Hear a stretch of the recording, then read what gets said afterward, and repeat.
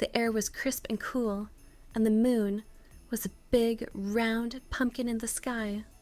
Ilara the witch, Finn the wizard, and Leo the brave adventurer were ready for the best night of the year. Their pumpkin buckets were empty and waiting to be filled with sweet treats. "This is my favorite part," Leo said, kneeling down to look at his candy. He had so many delicious things, from chocolate bars to gummy worms. He carefully sorted them, making sure to save his very favorite piece for last. Just as they were about to move on, a soft, white shape floated out from behind a big oak tree. It was a ghost, but this ghost named Silas wasn't spooky at all. He had a friendly smile and big, kind eyes. "Happy Halloween," Silas whispered in a gentle voice. "I love this night. Everyone is so happy, and the costumes are wonderful." Finn held up his bucket. "We have lots of candy," he said. "Do you want some?" Ilara and Leo thought that was a wonderful idea. They carefully poured a small pile of their treats onto the grass for their new friend. Silas didn't have a mouth to eat the candy, but he loved the kind gesture. Suddenly, the scarecrow, standing in the yard, whose name was Pip, gave a little wink. Leo giggled and waved. Pip couldn't talk, but he was a very good listener and a very good friend. Pip pointed a straw hand up at the sky. Ilara and Finn looked up and saw a whole family of bats flying across the big, glowing moon.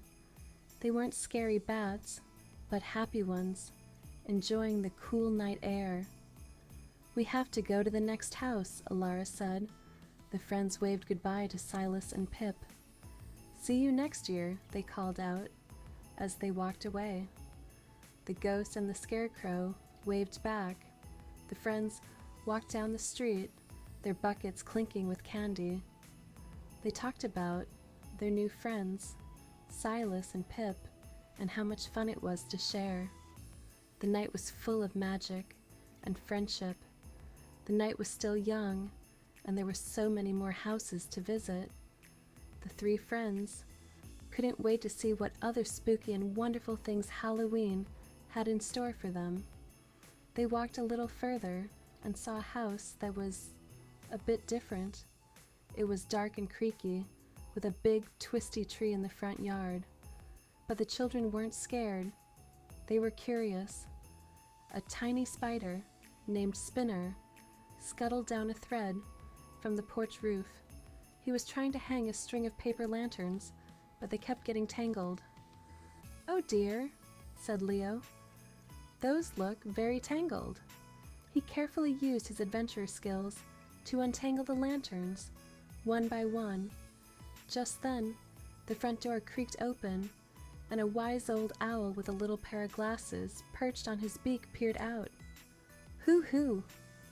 Thank you so much for your help," he hooted. This was Professor Hoot. The children offered Professor Hoot some of their candy. He didn't eat it, but he loved the colorful wrappers. "What a splendid treat for my collection," he said, and he gave them each a shiny, smooth stone. The friends thanked Professor Hoot and continued on their journey. The shiny stones felt smooth and warm in their hands. They were a perfect reminder of their new friends. They came to a little fence that led to a graveyard. A skeleton was sitting on a tombstone, strumming a little banjo. He was playing a happy, jiggly tune. "Hello, friends," the skeleton called out. "My name is Bones. Care for a dance?" Finn giggled and took a few steps, twirling to the happy music. Ilara and Leo joined in, spinning and hopping around to the music. The graveyard wasn't spooky at all. It was a dance party. After a few songs, they waved goodbye to Bones and headed for home. Their buckets were full of candy, and their hearts were full of new friends and wonderful memories. It had been the best Halloween ever.